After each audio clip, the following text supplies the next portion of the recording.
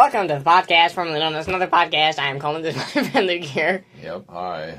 Yeah, I'm not going to talk like that for this show. I just thought it would be funny if I opened up with it. Like auctioneer. Yeah. Don't do that. But why? You're setting unrealistic expectations. True. But, Luke, What? today, Luke's brain power is like a machine gun rifle right now. Like, it's like an automatic rifle, just, like, his brain is just working, and he's gonna do anything you ask in a positive way today. So, give a round of applause for Luke, because he's definitely not doing the complete opposite. He's definitely doing what I said, and he's definitely not giving me a dirty look right now.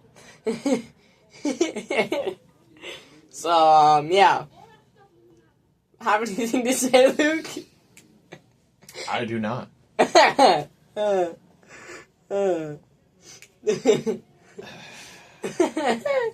Okay. Since we've thoroughly misled people. Why? Okay. I can only think of one thing to talk about right now. This is really just dragging me down. So Okay. Once upon a time, there was this really, really important thing that happened in Star Wars where they were infiltrating Geonosis. Certain people, such as Anakin, Padme, R2-D2, C-3PO. And in the course of what, might be considered shenanigans, C-3PO ended up with his head on a battle droid body and his body on a battle droid head. Right? His body on a battle droid head? You know what I mean. Okay, anyway, yes. He swapped heads with a B-1 battle droid. Yes. This took place. And so what really distresses me, what really makes no sense, and this is important. How was it that both C-3PO battle droid hybrids were fighting for the Confederacy? Like, if the body controls the battle droid, then okay, I guess it That somehow makes sense that the C-3PO head was fighting Jedi. Yeah. But if the battle droid head controls the battle droid, then it would make sense that C-3PO's body was fighting Well, I guess Jedi. it's not really the head that controls the battle droid, because we did learn in episode 1 that a command ship type thing controls them. So in other words, then, the battle droid head is purely decorative, should have had no influence whatsoever on fighting the Jedi. Yeah, pretty much. Okay. Because the body has the antenna, and I feel like that would have the thing that the ships could control. Shouldn't then the C-3PO's head being on the battle droid body have been equally neutral, in the sense that it was being controlled both by whatever droid control signal was going on at the time, at the same time that it was under the influence of C-3PO's head, because C-3PO's head should be the decision-making apparatus for C-3PO. Yeah. You have one hybrid under two directives, and you have a second hybrid that would have had no directive whatsoever, because both the head and the body would have been inert. Yeah. So one should have done nothing, and the other one should have also done nothing, because it should have been gridlocked as to who was in charge. Very true. Unless, like, the head... unless the head wasn't actually, wasn't actually wired into the body, so it couldn't do anything. Okay. And it was just, attached on there, and so the body was controlled. No, it could have done that. Okay, so the head should have been necessary for sensory input, if nothing else. C-3PO head droid needed C-3PO's head to be able to see where it was shooting. True. But we did watch that he wasn't really shooting where he was looking. He was just shooting in random spots. Okay. While the C-3PO head was doing its own thing. Okay, well... So, it could be, like, just the head was attached on there and it wasn't really doing anything to the body. But then that doesn't really make sense on how the C-3PO body was fighting, too. Unless, like, the head was actually controlling the C-3PO body or something. I don't know. Well, yeah. So, I suppose you also have the possibility that there are two different... I said R2. R2-D2. That was almost a pun there. There could be two separate... okay, so follow me on this. Maybe this actually sort of makes sense. It does make sense, I suppose, that the droid control signal would probably be more powerful than C-3PO's limited little processor. So, you know, it could impose its will on C-3PO. On C-3PO's head. Through the antenna on the backpack. Yeah. The other thing is we got to consider that it's been 10 years since the Phantom Menace, and maybe, you know, at least these being Geonosian constructed battle droids, they might have been built a bit smarter than they were for the Trade Federation, where, you know, they lost their entire droid army because they had nothing except for the control ship signal. Yeah. So, if you have the battle droid's head, you know, constructed in such a way that it actually has its own operating software as a failsafe for when the droid control ship gets knocked out, there you go. But also, so maybe I guess George Lucas is just 10 steps ahead of me on this one, because I thought it was stupid and didn't make sense. But the more I think about it, it's like maybe it does. Maybe it just undervaluing, you know, Geonosian sensibilities in constructing battle droids. Yeah, probably. Yeah. This is a terrible subject to be on for what, 7 minutes? Yeah. Okay, well, so what do you got? Mr. Accusing other people of having rapid brain energy.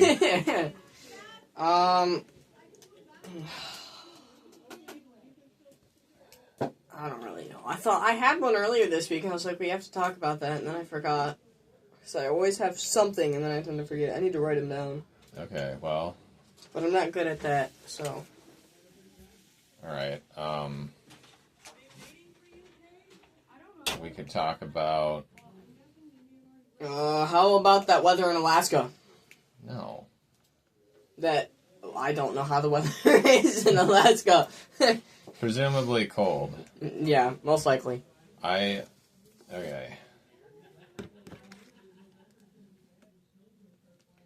There's, how about those wizards, you know? You mean in Harry Potter?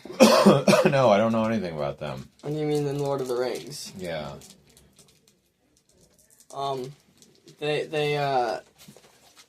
don't know anything about them, do you? No, but there's one named Gandalf, and they have big sticks that I like to call the sticks of power.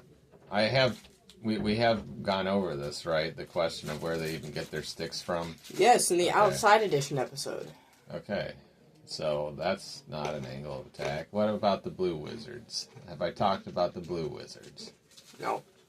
It upsets me to no end that there are two of them. You commit to the idea of having wizards that are color-coded. There's only 5 of them, and 2 of them are blue. And really, later on, 2 of them are white. That is very true. Which, it's only semi-true. The thing about the movies is it presents Saruman as being the white wizard, while Gandalf has deposed him and also become a white wizard. The thing about Saruman that they don't tell you in the movies is that he tried to take up an even more advanced mantle than being a white wizard, or what he thought of as a more advanced mantle, which is that he'd become the wizard of many colors.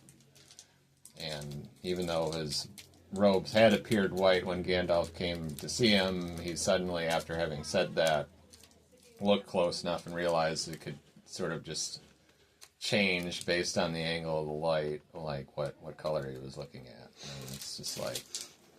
He's just like, Gandalf, what color am I now? And he just, like, moves across the room. Well, see, and that's what I always thought it'd be really cool to just...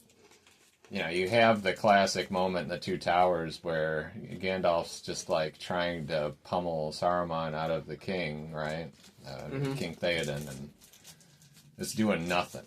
And Saruman's just laughing at his expense, and then all of a sudden Gandalf takes off his gray robe and becomes the White Wizard, and then he's like, oh! So, what the ideal wizard battle would look like in Lord of the Rings is... You know, one wizard having the advantage until the other wizard then takes their outer robe off, and underneath it is a different color that then makes them more powerful, and then they gain the advantage until the other wizard also does the exact same thing, and they keep cycling through all the different colors and one-upping each other until they've come full circle and they're in the exact same colors that they were wearing in the first place. Okay, then. Yes. I've thought about this extensively. So nobody would win. Preferably not. So after they do a complete circle, they'd be like, we just did a circle. Yeah, but I'm better because I'm this color. Right. And, you know, maybe they just begin the cycle all over again. Yeah. It's just a question of how many different colored robes you can wear.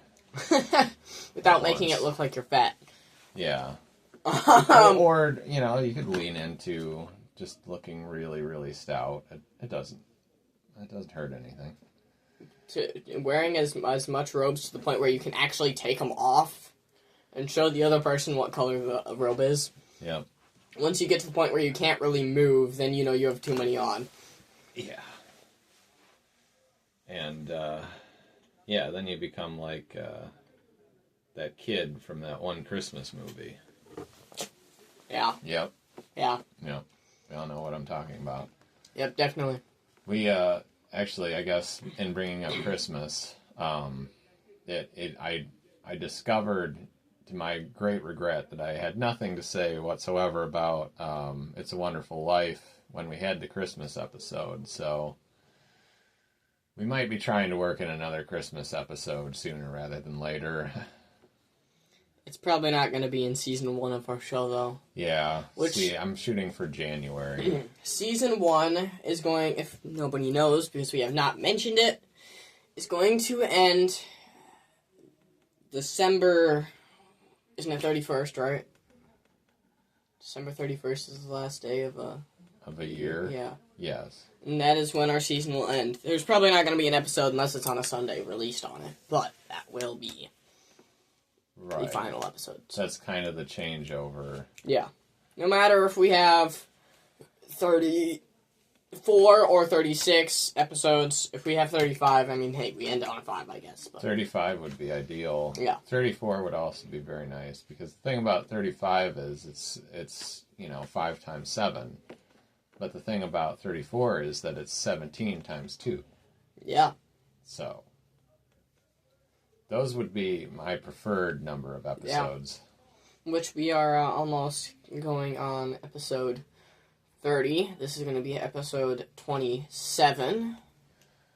So, 3 more episodes. Yeah. And we are, finally in the 30s. That's incredible, I guess. We will finally hit triple digits. Yes. Finally hit triple digits. Right. Thank you for reminding me. Because if you can't tell, we are definitely in the double digits right now. Yes. We hit the 2-0. Yep. And so now that's how digits work. When we hit the 3-0, it'll be hit. We will have triple digits. What were we in before we hit 10? Single digits. No. I mean, negative digits. Oh, okay. No, point digits. There we go, point digits. Point digits. 0.1, 0.2, 0.3. The whole point of... well, never mind. Oh, okay. Yeah. We should just, have our own second math related podcasts so people can learn numbers as only we understand them. Well, I think we're gonna have to go to a shorter episode than what we've been doing lately. I think so too. So let's do verses and possible trivia, because comment of the week is, I mean, should we end it? I don't know. I mean, we said we were gonna end it. Yeah. But as soon as we said we were gonna end it, people commented. So yeah. I guess you contrary people out there, I guess we will keep it out for now until we have more comments. Yeah. I guess. Because, I mean, yeah. And then we might bring it back. Yeah. Hopefully not, but yeah, maybe. Anyway. So, I'll go first for impossible trivia. Okay, good, because the only impossible trivia I have is the impossibility of coming up with impossible trivia. And the answer is a 0.1% chance. So there you go. I could ask a math question. Anyway, my impossible trivia is Harry Potter's name. What would it have been if Harry Potter was not his name? Oh my gosh, I thought about asking a question just like this.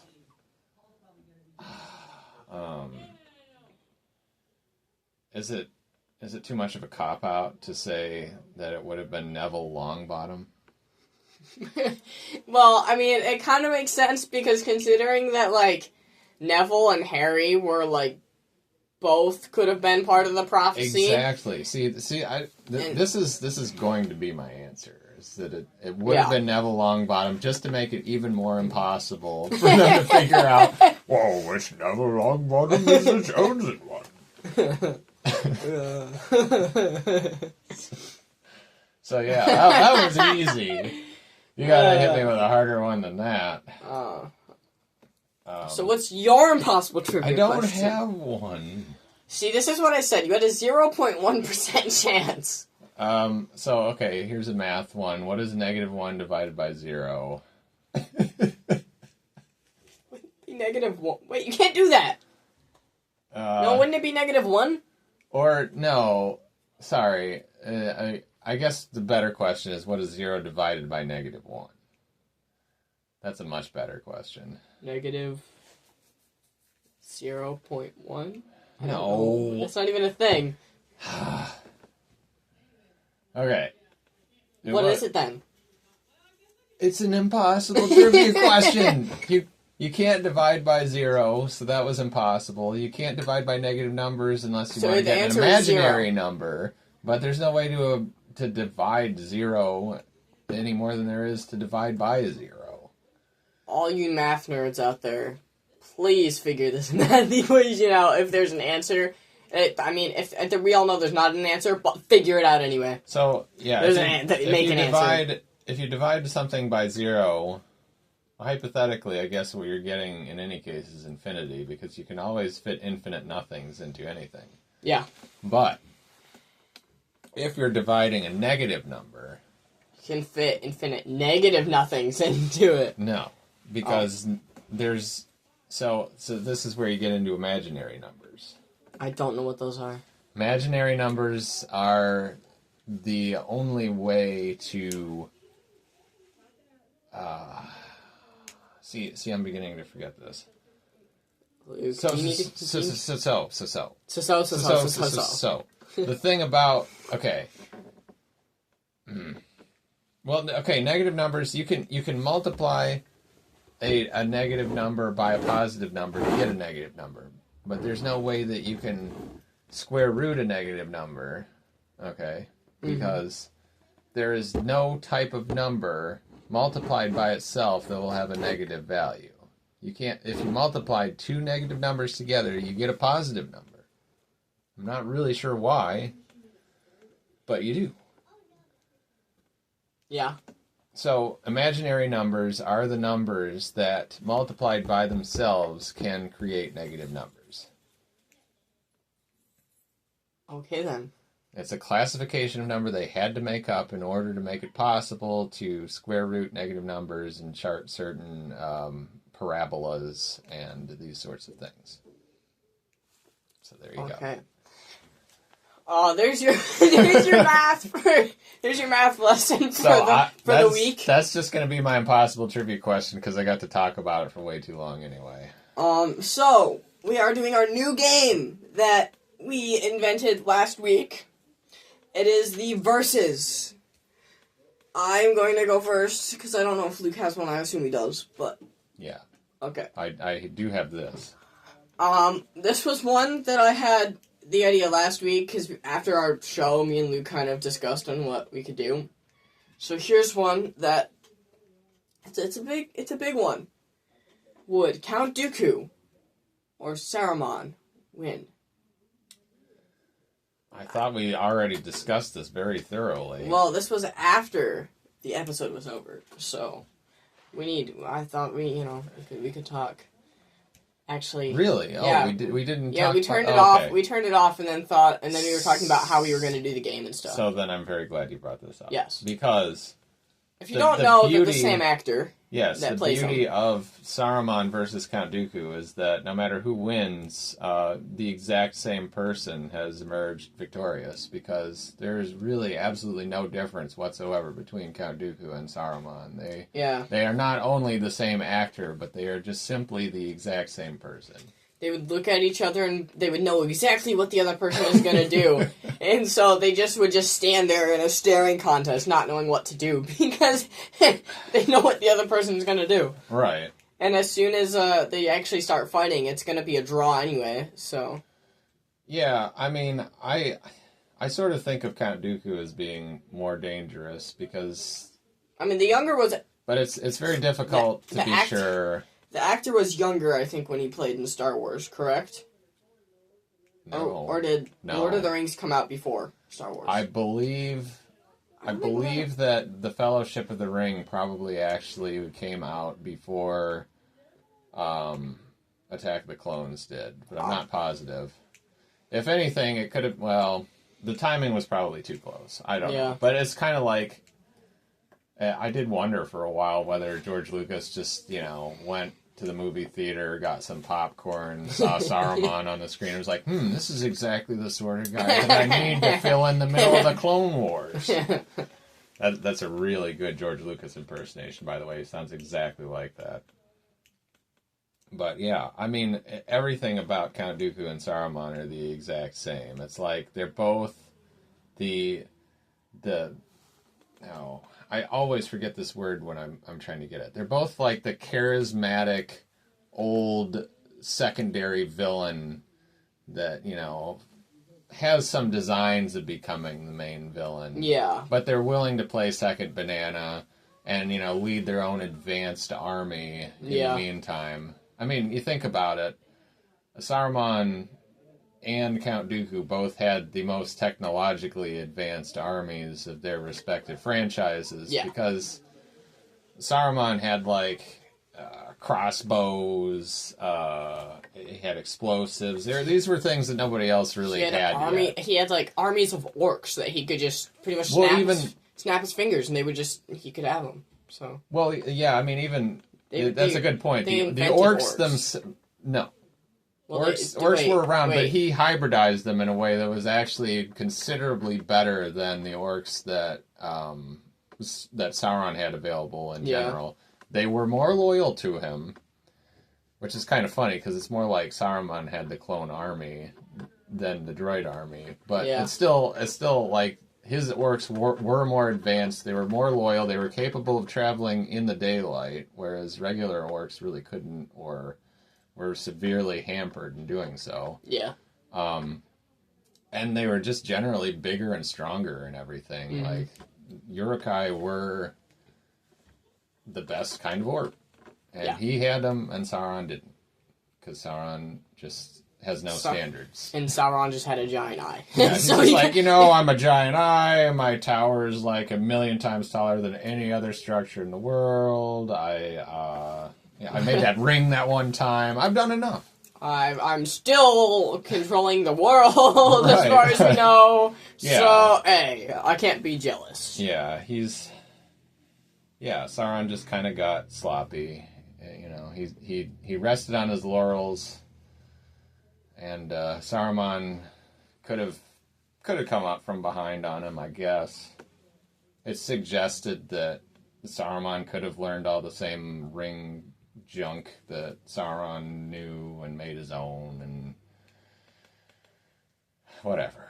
We're getting way off topic, but So, what's your versus question? my versus topic. I Blah, blah, blah, blah, blah, blah. Okay. My versus topic is, we didn't do the theme song for, okay, whatever. It's Dementor versus a Destroyer Droid. Go. Dementor versus Destroyer Droid. Okay. Well, Dementors can't die. Okay. But it can't touch the Destroyer Droid because for one, it has the force field and it has no soul. Right.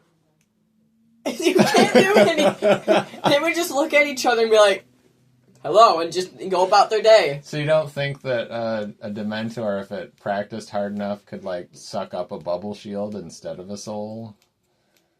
No, because then the guy would just make a new one. Well, you know, I mean, they run out of energy eventually, I would think. And if the Destroyer Droid just, like, used all his energy trying to shoot the Dementor would just look at him and laugh. Wait, no, because the Dementor can freeze things. Because it's so cold.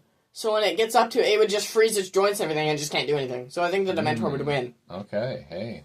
That's an interesting way around the stalemate. Because I wasn't sure. I don't really know what the deal with Dementors are. I would have never even guessed what would happen to one if you tried to use conventional weapons on them. Oh, they just can't die. But, okay, so, like, the Patronum thingy, That doesn't kill them. But it's like a light that hurts them. It's and positive energy is what it is. Well, it's not a light. It is like so okay, much good feeling and positive energy that you force out of your wand pretty much to the point where, because Dementors are the complete opposite of positive and happy energy. Okay. And so they're just like, that's why when you get near, that's why when you get near Dementor, you just kind of freeze up and you can't really do anything because it brings you down so much to the point where you're just pretty much not there. But, okay, so what if the Destroyer Droids just shot very, very positive, happy lasers at the Dementors? If the Dementor is still super cold, and I still think it would freeze them. Okay. I think it would freeze their joints. Alright, well, I'm kind of sad to have to give that one to the Dementors, but based on what you've told me, I think we would have to. Like, even if I feel like if the Destroyer Droid was shooting, even then, like, the Dementor could just, like, start freezing from, like, it would freeze from, like, the bottom up type thing. And so he can't really do anything. Like, unless the Destroyer Droid turns his guns around and shoots himself, he's gonna freeze, okay? And that's gonna kill him either way. Right. So I don't think there's much toning those things down. Those lasers, those, like, root beer bottle shaped lasers are pretty strong, so. Yeah. Hey, we actually made this an episode. Oh my gosh. That's depressing. Just because we did not do our Impossible Trivia theme song, we've got to do it now. Yeah. It's Impossible Trivia time!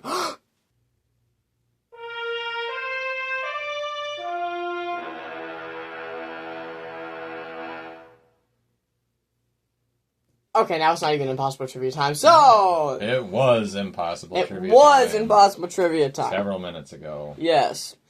Well, let's call this a wrap. Yeah, let's get out of here. This was another amazing episode of the podcast, formerly known as Another Podcast. I'm Coleman, this is my friend Luke here. Hello and goodbye. We are signing out. Yeah, bye.